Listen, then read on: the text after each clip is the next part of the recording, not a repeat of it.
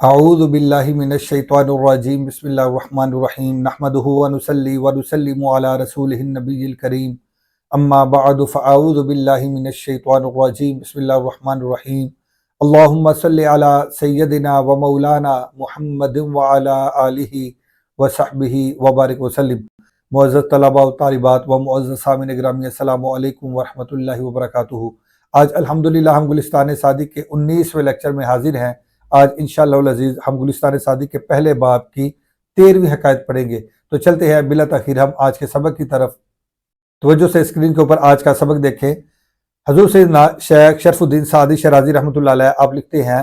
یکے را از ملوک شنیدم، میں نے ایک بادشاہ کے متعلق سنا کہ شب در عشرت روز کردہ بود،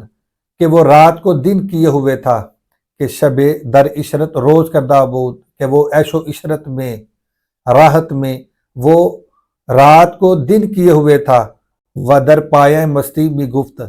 اور وہ مستی میں وہ یہ کہتا چلا جا رہا تھا، یا وہ مستی میں وہ یہ کہہ رہا تھا۔ کیا کہہ رہا تھا مارا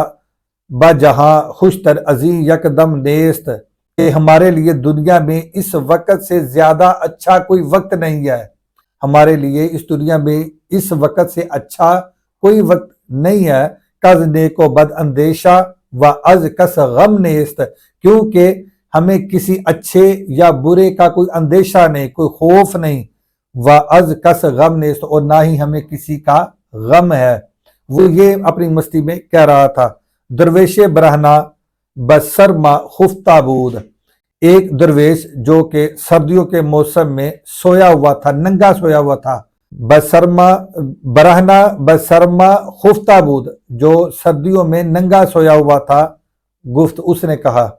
اس نے بادشاہ کی جب اس بات کو سنا تو وہ سردیوں کے موسم میں وہ جو کپڑوں کے بغیر تھا، بے لباس تھا، اس نے کہا، کیا کہا؟ کہنے لگا، اے آنکھ با اقبال تو در عالم نیست، اے وہ شہنشاہ، اے وہ بادشاہ کہ جس کے نصیب کا ساری دنیا میں کوئی نہیں، یعنی تیرے نصیب والا، تیرے بلند اقبال والا اس دنیا میں کوئی نہیں۔ گیرم کے غمت نیست، غم ماہم نیست، وہ کہنے لگا مانا کہ تجھے کوئی غم نہیں، کیا ہمارا بھی کچھ غم نہیں؟ کیا ہمارا بھی کچھ غم نہیں؟ مانا کہ تجھے کوئی غم نہیں۔ گیرم کے غمت نیست، مانا کہ تجھے کوئی غم نہیں۔ غم ماہم نیست، کیا ہمارا بھی کچھ غم نہیں کہ ہم تیری رایا ہیں، اور برہنہ حالت میں ہم سردیوں کے موسم میں بے لباس پڑے ہوئے ہیں، کیا ہمارا بھی تجھے کوئی غم نہیں؟ ملک را خوش آمد سر ہزار دینار از روزن بے روں کرد، بادشاہ کو اس کی یہ بات سن کر انتہائی مسرت ہوئی، بادشاہ خوش ہوا کہ کیا خوب اس نے بات کہی ہے۔ سر ہزار دینار از روزن بے روں کرد، اس نے 1000 اشرفیوں کی تھیلی کھڑکی سے باہر نکالی۔ و گفت، اور اس نے کہا، بادشاہ نے کہا دامن بیدار، اے فقیر، اے درویش، اپنا دامن پھیلا، اپنا دامن پھیلا، اے درویش اپنا دامن پھیلا۔ گفت، دامن از کجا آرم، تو وہ فقیر کہنے لگا، درویش کہنے لگا کہ میں اپنا دامن کہاں سے لاؤں، کہ جامہ نہ دارم، کہ میرے پاس تو لباس بھی نہیں، میرے پاس تو تن ڈھانپنے کا کپڑا بھی نہیں، لباس بھی نہیں۔ ملک را بر ذوف حال او رحمت زیادہ شد، ملک را بر ذوف حال او رحمت زیادہ شد، تو بادشاہ کو اس کی حالت کی کمزوری پر، اس کے ذوف پر، اس کی غریبی پر، اس کی بے بسی پر، اس کی بے کسی پر اور زیادہ مزید رحم آیا۔ و خلعت برآ مزید کر، اور اس نے ایک جوڑے کا اس کے ساتھ اضافہ کر دیا، اس کو 1000 اشرفیوں کو تھیلی دی اور ساتھ ایک لباس بھی دے دیا۔ وہ پیش درویش فرستاد، اور اس درویش کو دے دیا، اس درویش کو دے دیا 1000 اشرفیوں کی تھیلی اور اس کے ساتھ ایک لباس درویش کو دے دیا۔ درویش آ نقد و جنس را با اندک مدت بخورد و پریشان کرد باز آمد وہ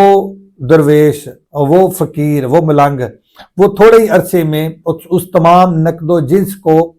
اڑا بیٹھا، کھا بیٹھا، ضائع کر بیٹھا اور پھر واپس پلٹ آیا۔ وہ جو 1000 اشرفیوں کی تھیلی بادشاہ نے اس کو دی، وہ تھوڑے عرصے میں اس نے اڑا دی، کھا لی، کچھ ضائع کر دی، برباد کر دی، تو وہ دوبارہ ادھر آ گیا۔ شیخ سعدی رحمۃ اللہ علیہ آگے ایک شعر لکھتے ہیں، آپ لکھتے ہیں کہ قرار در کفے آزاد گاہ نہ گیرد مال، آزاد لوگوں کے ہاتھ میں مال نہیں ٹھہرتا، آزاد لوگوں کے ہاتھ مال نہیں ٹھہرتا، نہ صبر در دل عاشق، نہ ہی عاشق کے دل میں صبر، نہ آب در غربال اور نہ ہی چھنی میں پانی، یعنی عاشق کے دل میں صبر قرار نہیں پکڑ سکتا اور نہ ہی چھنی میں پانی ٹھہر سکتا ہے۔ چھنی یعنی وہ برتن جس میں سوراخ ہو، اس میں جتنا بھی پانی ڈالیں گے وہ لامحالہ اس میں ٹھہرے گا نہیں، بلکہ وہ نیچے گرتا چلا جائے گا۔ تو یہ ہے نہ آب در غربال، نہ ہی چھنی میں پانی ٹھہر سکتا ہے اور نہ ہی عاشق کے دل میں صبر قرار پکڑ سکتا ہے۔ عاشق اپنے محبوب کو دیکھے بنا وہ قرار اور سکون حاصل نہیں کر سکتا، وہ صبر نہیں کر سکتا، تو عاشق کے دل میں صبر قرار نہیں پکڑ سکتا اور چھنی میں پانی ٹھہر نہیں سکتا۔ اسی طرح آزاد لوگوں کے ہاتھ میں روپیہ، پیسہ، مال، دولت یہ نہیں ٹھہر سکتا۔ در حالت کے ملک را پروائے او نبود، ایسی حالت میں کہ جس وقت بادشاہ کو اس فقیر کی کچھ پرواہ بھی نہیں تھی، اس کے وہم و گمان میں بھی نہیں تھا وہ فقیر یا اس فقیر کی حالت اور اس درویش کی حالت، بادشاہ کے دل و دماغ میں بھی نہ تھی، نہ اس کو کچھ اس وقت اس کی پرواہ تھی، نہ کوئی خیال تھا۔ حال بگفتن بہم برآمد، تو کچھ لوگوں نے اس حالت میں بادشاہ کو اس درویش کی، اس فقیر کی خبر دی کہ وہ تو جناب سب کچھ اڑا کے آ چکا ہے واپس، آپ نے 1000 اشرفیوں کو تھیلی دی اور اسی طرح اس کو لباس دیا، وہ تو سب کچھ کھا پی کے اڑا کے ضائع کر کے واپس آ چکا ہے۔ واروے از درہم کشید، بادشاہ نے ناراضگی کے ساتھ یہ بات سننے کے بعد چہرہ پھیر لیا، ناراضگی سے چہرہ پھیر لیا۔ واضح جا گفتہ ان اصحاب فتنت و خبرت، اسی لیے اصحاب فتنت و خبرت یعنی دانش مند لوگ اور صاحب خبر لوگ اسی لیے کہتے ہیں کہ از عدت سہولت پادشاہاں پر حذر باید بودن، کہ بادشاہوں کے دبدبے سے پرہیز کرنی چاہیے، ان کی تیزی اور دبدبے سے ہمیشہ پرہیز کرنی چاہیے، بچنا چاہیے۔ کیوں کہ غالب ہمت ایشا بمعظمات امور مملکت متعلق باشد، کیونکہ بادشاہوں کی اکثر توجہ سلطنت کے بڑے بڑے امور کی طرف ہوتی ہے، بادشاہوں کی اکثر ان کی توجہ کا مرکز، ان کی توجہ کا محور وہ شاہی معاملات، بادشاہت کے معاملات اور اسی طرح ریاست و سلطنت کے معاملات کی طرف بٹی ہوئی ہوتی ہے، ان کی طرف ان کی توجہ ہوتی ہے۔ وہ تحمل ازدحام عوام نہ کنند، اور وہ لوگوں کی بھیڑ کو وہ برداشت بھی نہیں کرتے، وہ لوگوں کی بھیڑ کو برداشت نہیں کرتے۔ تو لہٰذا جب بھی بادشاہ کے ساتھ، مراد یہ کہ جب بھی بادشاہ کے ساتھ بات کی جائے تو ایسے وقت میں بات کی جائے کہ جب وہ ان تمام معاملات سے آزاد ہو، جب ان تمام معاملات سے آزاد ہو اور اس کی توجہ اس وقت شاہی امور کی طرف نہ ہو، ریاست و سلطنت کے بڑے امور کی طرف بٹی ہوئی نہ ہو، تو ایسے وقت میں یعنی فرصت کے اوقات میں بادشاہوں کے ساتھ ایسی گفتگو کی جائے، ایسی گفتگو فرصت کے اوقات میں کی جائے۔ آگے شیخ سعدی رحمۃ اللہ علیہ آپ لکھتے ہیں، حرامش بود نعمت پادشاہ، اس شخص پر بادشاہ کی نعمت، بادشاہ کا انعام حرام ہو جاتا ہے کہ ہنگام فرصت ندارت نگاہ، جو فرصت کے موقع کا لحاظ نہیں رکھتا، یعنی بادشاہ کو جب فرصت کے موقع کا لحاظ رکھے بغیر جب بادشاہ کو کوئی بات کہی جائے گی، جبکہ وہ اس وقت امور سلطنت کے بڑے بڑے معاملات کی طرف متوجہ ہوگا یا اس کا ذہن اس طرف منتشر ہوگا، تو جب کوئی بات ایسے وقت میں بادشاہ کے ساتھ کہی جائے گی تو گویا وہ اپنے آپ کو بادشاہ کے انعام و اکرام سے محروم کرے گا۔ تو لہٰذا اس چیز کا خیال رکھا جائے کہ بادشاہ جب وہ فرصت کا موقع ہو، انہیں وہ فارغ ہوں اور ان غموں سے آزاد ہوں، جب ان غموں سے آزاد ہوں اور ان کی توجہ سلطنت کے بڑے امور کی طرف بٹی ہوئی نہ ہو، تو اس وقت بادشاہوں کے ساتھ ایسی گفتگو کی جائے۔ مجال سخن تا نبینی سے پیش با بہودہ گفتن مبر قدر خیش، جب تو پہلے سے بات کی گنجائش نہ دیکھ لے، یعنی موقع نہ دیکھ لے، تو اس وقت تک بات نہ کر، بابہودہ گفتن مبر قدر خیش، یعنی خام خواہ اپنی بات کہہ کے اپنی اہمیت کو اور قدر کو نہ گٹا اور اپنی بات کی قدر کو نہ گوا۔ گفت این گدائے شوخ چشم مبذر راہ، کہ چندی نعمت بچندی مدت بر انداخت برارید۔ بادشاہ نے کہا کہ اس بے حیا فضول خرچ کو یہاں سے نکال دو۔